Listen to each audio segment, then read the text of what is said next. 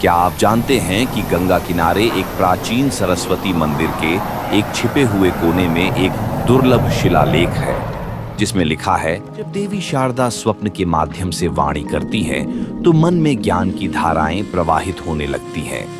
वही देवी जो कवि को दिशा देने वाली बनकर दिखाई देती है, वह स्वप्न में प्रकट होती है। इसका अर्थ है, जब देवी शारदा स्वप्न के माध्यम से बोलती हैं तो मन में ज्ञान की धारा बहने लगती है। वह देवी जो मार्ग दिखाती है, कवियों को स्वप्न में दर्शन देती है।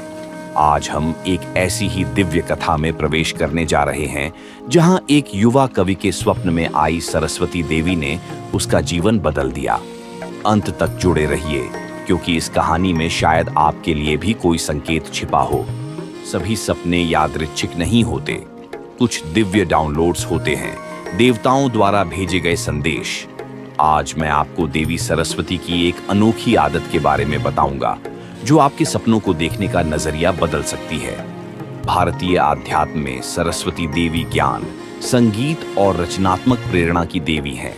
कहा जाता है कि वह कवियों, संगीतकारों और छात्रों को सपनों में आकर आशीर्वाद देती हैं। इस कहानी में हम उस स्वप्नमयी मिलन पर ध्यान देंगे। ये कथा आज के द्वार में आपके जीवन में मिलने वाले एक बेहतरीन सबक की चाबी है।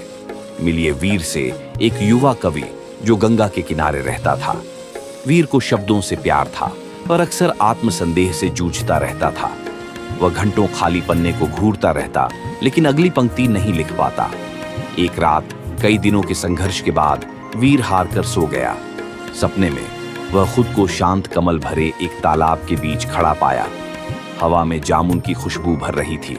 अचानक एक स्वर्णिमा और सफेद कपड़े पहने महिला एक हंस पर बैठकर वीणा बजा रही थी। उसकी धुन किसी भी संगीत से कहीं सुंदर लग रही थी जिसे उसने सुना था। उसकी आंखों में शांति और ज्ञान था। वीर समझ गया, ये सरस्वती देवी ही थीं। सरस्वती ने मृदु स्वर में कहा, वीर, शब्दों की नदी तुम्हारे भीतर बह रही है, अपनी सोच के बीच की खामोशी सुनो। उन्होंने हल्के से वीर की ललाट पर हाथ रखा और एक धुन बजाई, जो वीर के मन में जैसे ताले खोल गई। फिर एक मुस्कान के साथ वह चंद्रमा की धुंध में विलीन हो गई। इस स्वप्न में आप सरस्वती का करुणामय भाव महसूस कर सकते हैं। वे वीर के संघर्ष से निराश नहीं थीं, बल्कि वे धैर्य एवं स्नेहपूर्ण थीं। उनका उद्देश्य सरल था, वीर को अपने अंदर की आवाज पर भरोसा करना सिखाना। वीर ने जागते ही अचरज और संभावनाओं से भरा दिल पाया। मुख्य शिक्षा, जब हम रचनात्मक अवरोध या भ्रम का सामना करते हैं, हमारा आंतरिक मार्गदर्शन दिव्य ऊर्जा से संचालित सपनों के माध्यम से हमें संकेत भेज सकता है। सरस्वती का यह सौम्य संदेश, खामोशी सुनो, हमें यह सिखाता है कि जब हम जबरदस्ती करने की बजाय रुककर ध्यान दें, तब अक्सर उत्तर खुद ब खुद आ जाते हैं। अगले सुबह वीर ने अपनी पत्रिका उठाई और वह कविता लिख डाली, जो बिना रुके बह निकली। उसने महसूस किया कि वह सपना सिर्फ एक कल्पना नहीं था, बल्कि एक आध्यात्मिक संदेश था, जो उसे अपनी अंतर्निहित बुद्धि पर भरोसा करने की चेतावनी दे रहा था। आप इसे आज कैसे लागू कर सकते हैं? सबसे पहले एक स्वप्न दैनिक पत्रिका रखें। हर सुबह कोई भी स्पष्ट चित्र या बातचीत लिखें जो आपको याद हो। समय के साथ प्रतिमाएं उभर सकती है, प्रतीक या भाव जो गहरा अर्थ रखते हैं। दूसरे, सोने से पहले एक साधारण इरादा बनाएं।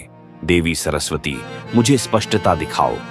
इससे शांति और बुद्धि आपके विश्राम में प्रवेश करेगी। अंत में जब आप जागें, रुके और धीमी सांस लें। खुद से पूछें, क्या इस सपने ने मुझे कोई विशिष्ट भावना या शब्द दिया? आपका अवचेतन एक आध्यात्मिक संदेशवाहक है। अगर आप सुनने के लिए तैयार हैं, तो वह आपको मार्गदर्शन करना चाहता है। अगर इस कहानी ने आपको नया दृष्टिकोण दिया हो, तो कृपया सब्सक्राइब करें और बेल आइकन दबाएं, ताकि आप हमारी अगली दिव्य बुद्धि की खोज न मिस करें। आपके जीवन में देवताओं से कौन सी शिक्षा सबसे अधिक गूंजती है? नीचे कमेंट्स में साझा करें।